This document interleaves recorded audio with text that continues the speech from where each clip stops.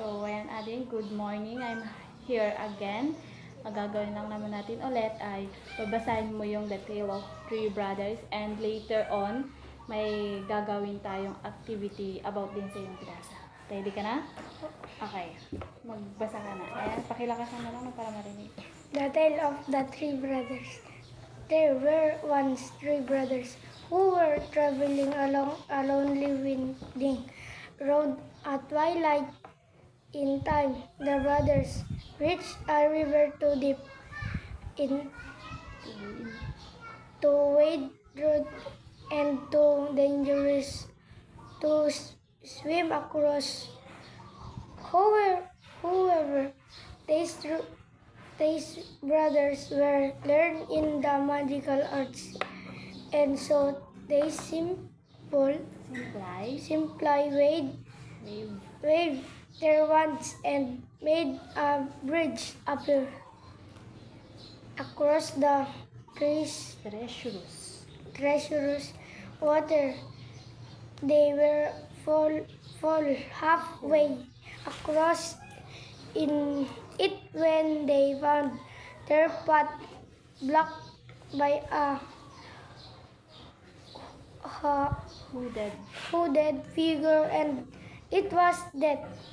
He was angry that he had been cheated out of the three new victims for travels actually drowned in the river, but Death was cunning. He pretended to congratulate the three brothers upon their magic and said that each had earned a prize for being clever and enough to evade him. So the oldest brother, who was combative man, asked for one more powerful than any in existence, a one that must always win battles for its owner, a one worthy of a wizard who had conquered death, so that had crossed to an elder tree to the banks of the river, fashioned a wand from a branch that had hung tree and gave to oldest brother.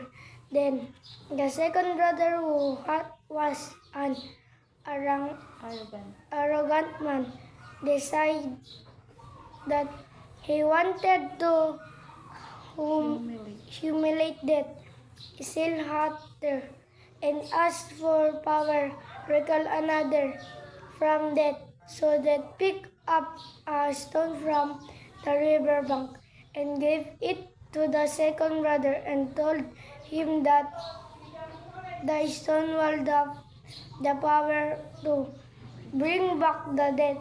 Finally, Death turned to the third brother, a humble man.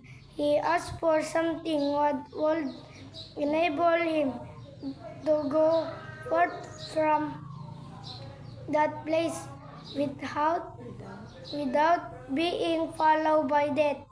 And so it was that Death reluctantly had over his own cloak of invisibility. In due course, the brothers separated each from his own destination. The first brother traveled for a week or more, and reaching a distant village, sought out a fellow wizard with whom he had a quarrel. Naturally, with the elder one as his weapon, he could not fail to win the duel that followed, leaving his enemy dead upon the floor. the oldest brother proceeded to an inn where he boasted boasted of the powerful one, which he had snatched from death himself, and of how it made him invincible. That very night, another wizard crept upon the oldest brother as he lay dead upon his bed. The thief took the wand and for good measure slit the oldest brother through, and so that took the first brother for his own. Meanwhile, the second brother journeyed to his own home, where he lived alone. Here he took out the stone which had the powerful to recall the dead, and turned it thrice in his hand. To his amazement and delight, the figure of the girl he had once hoped to marry before her untimely death appeared at once before him, yet she was sad and cold, separated from him as though by a veil. Thought she had returned to the mortal world, she did not truly belong there, and suffered. Finally, the second brother, driven mad by hopeless longing,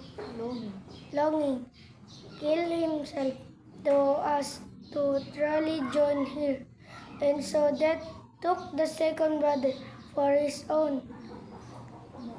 But though that searched for the third brother for many years, she was never able to find him. It was only when he had attained a great age that a youngest brother finally took off the cloak of invisibility and gave it to his son. And then he great death as an old friend went with him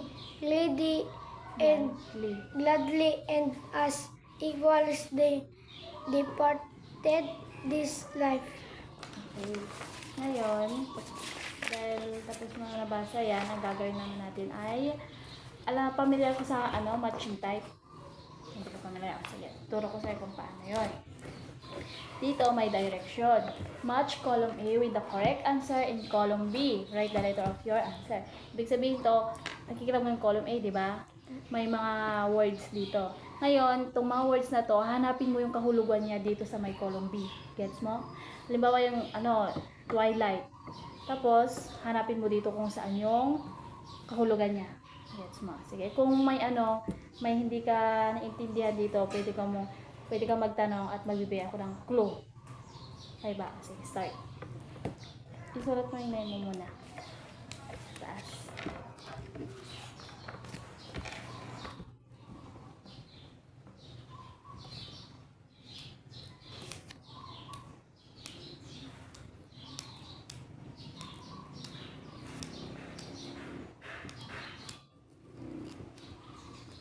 Ay!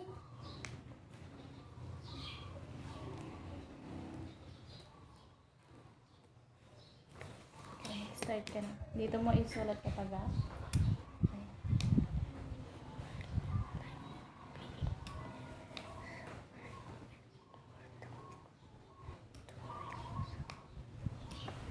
Kapag sinasabi kasing twilight, maaari siyang makita kapag umaga or hapon. Yung sinabing twilight, pwedeng sunset or sunrise. Yun ang clue.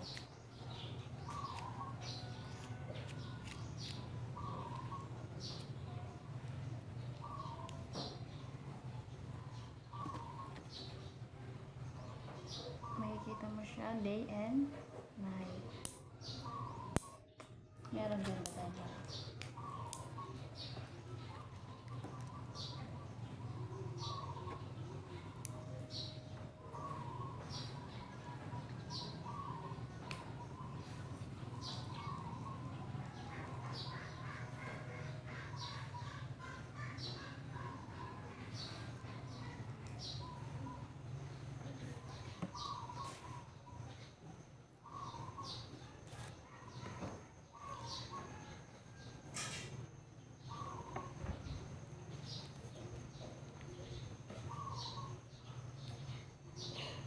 Ano po yung treasures? Yung treasures naman. Ano ba yun? Ito. Parang mabilisan lang yun pag treasures.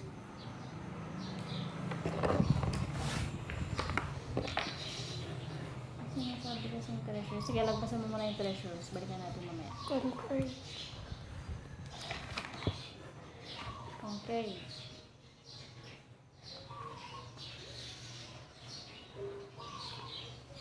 Oh, pag conquered, ito yung manalo or matalo. Pwede yun. Pwede kang manalo pag sa laban. Pwede kang manalo or matalo. Yun yung tinatawag na conquered. Won or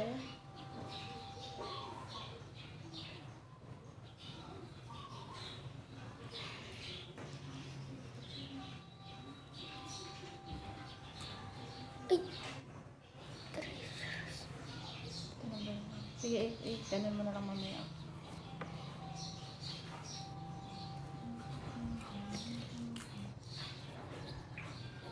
Ito mo na. ano po yung family? Humility. Lang. Kapag humiliate,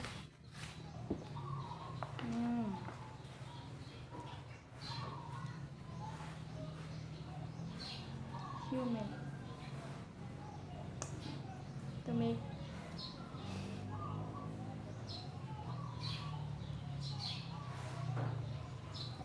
parang ano, yung napapahiya siya. Diba? Tandaan mo yung ano, pag humiliate ka, napapahiya siya.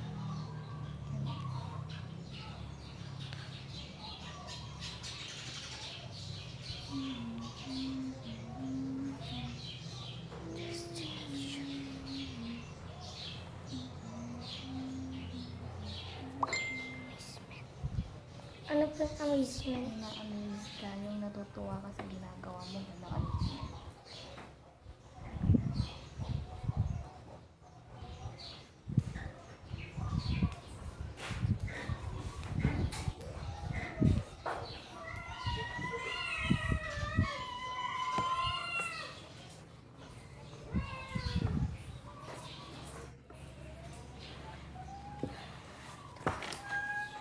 Amazement, natutuwa or parang nakakanda.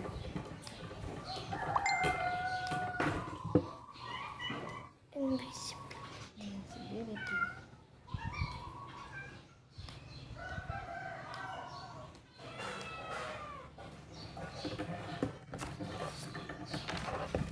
Invisibility sa Tagalog, yung hindi mo nakikita. Halimbawa, yung hangin, diba? Hindi mo nakikita, nararamdaman mo lang. Yan ang invisibility.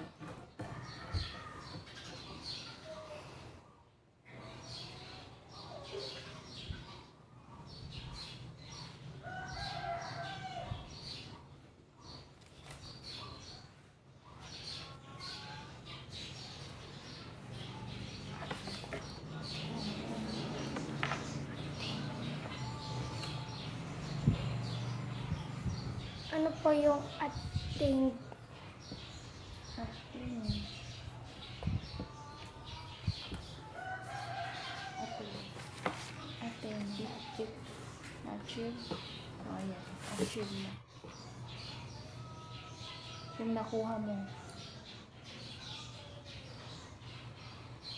Pangarap mo, ganun.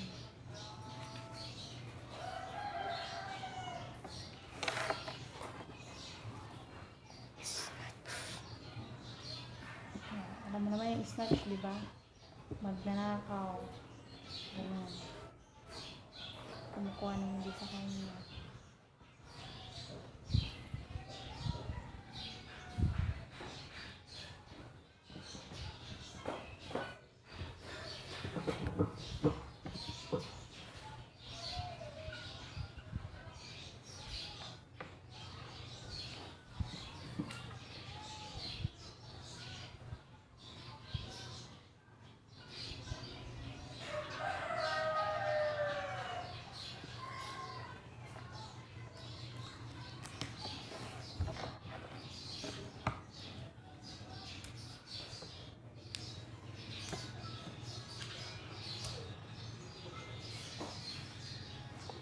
Ano po ito?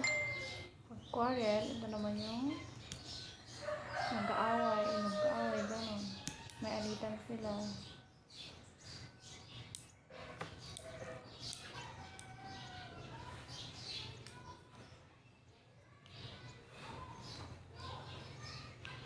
Passion, ganun. Ano po yung fan? Passion.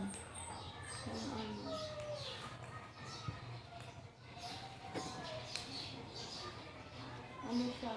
Creative. Oh. Ito. Ano siyang gawa.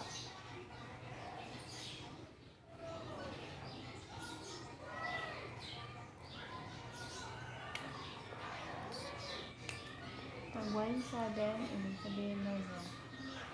Alak. So, Alak. umiinom. Siyempre, ang ginagawa sa alak, di ba, iniinom? Untimely. Untimely, yung sumusobra ba yung time yun? Kung hindi yung ganun.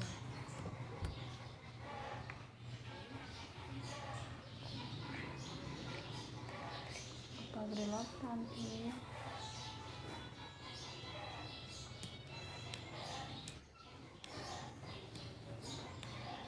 Pag reluctant, ano ba yung ano siya din, para siyang karesang quarrel.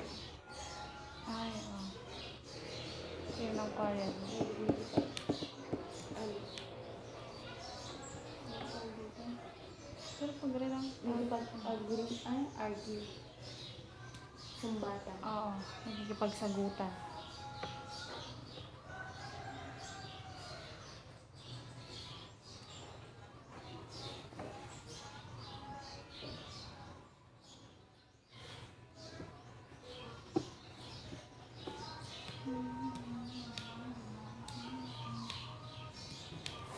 May iba lang pinagpipilian.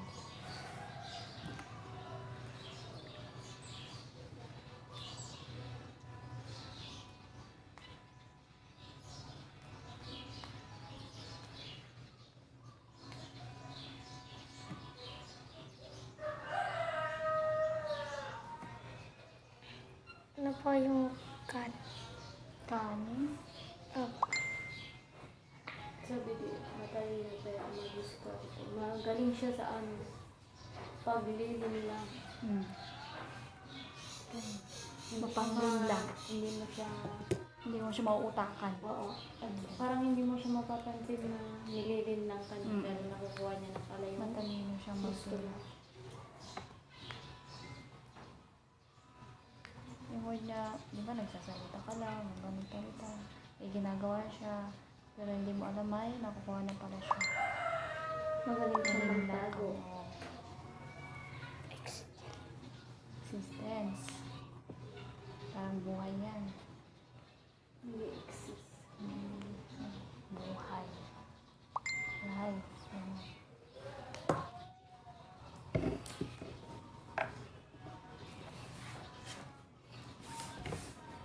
Ikaw, nabubuhay ka. Why? Buhay. Ikaw, why? Alive. Ganun.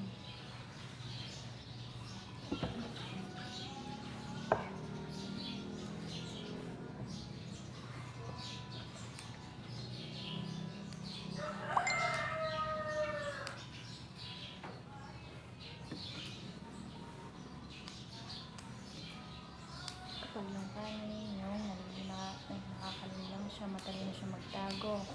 Pag yung existence naman, yung buhay, life. Ano.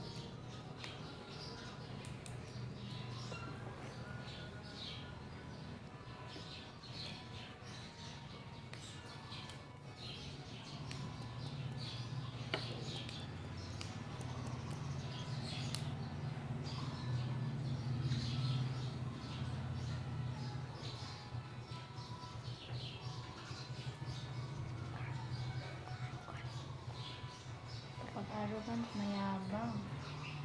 Wala, mayabang. Itingin yung sarili, siya yung mas magaling kaysa ibang tao, gano'n.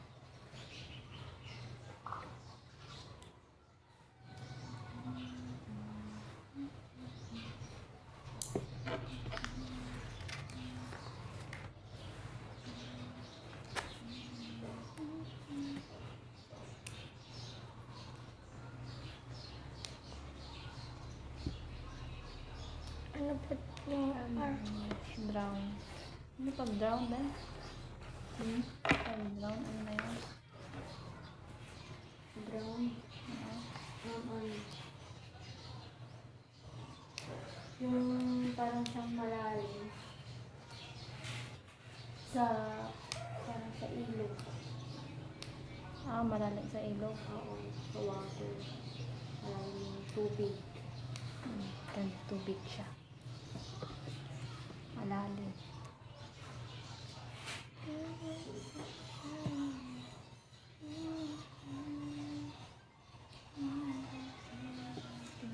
Tingnan mo yung mga sagot mo. Sige, sagutin mo muna. Sa mo correct. Connect siya sa ano, sa water. Yes, connection water. Send mo lang, dyan lang yun. Connection sa water. Combative. Combative.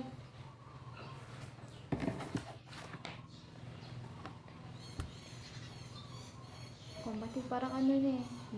Same lang din sa ano. Sa ano ba yun? Magaling din siyang Magipag-away, magaling din siya. Connect din siya doon. Sa may? Basta yung combative. Marami magkikipag-away din.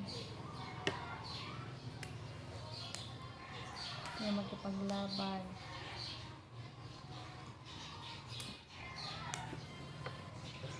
Yung treacherous, ano na ba yan? treacherous. Hindi.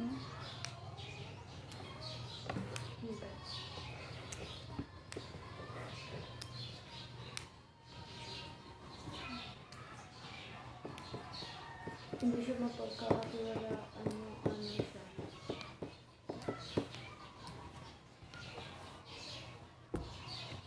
Parang hindi siya mabilis magtiwala sa isang tao. Yun, sabi natin.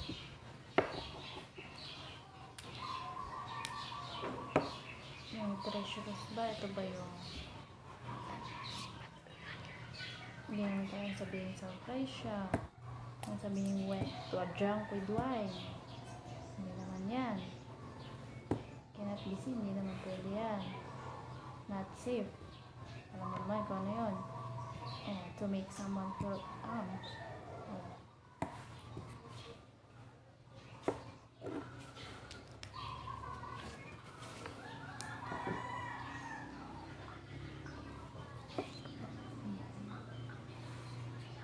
check mo yung answer mo.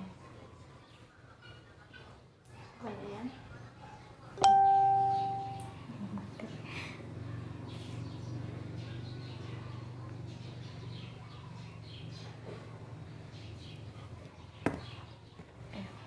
Wala na? Okay na yan? Sure ka na dyan, ha? Okay. So, ngayon lang, yan lang. Yan lang ang gagawin natin araw. So, that's all. Thank you. See you next week.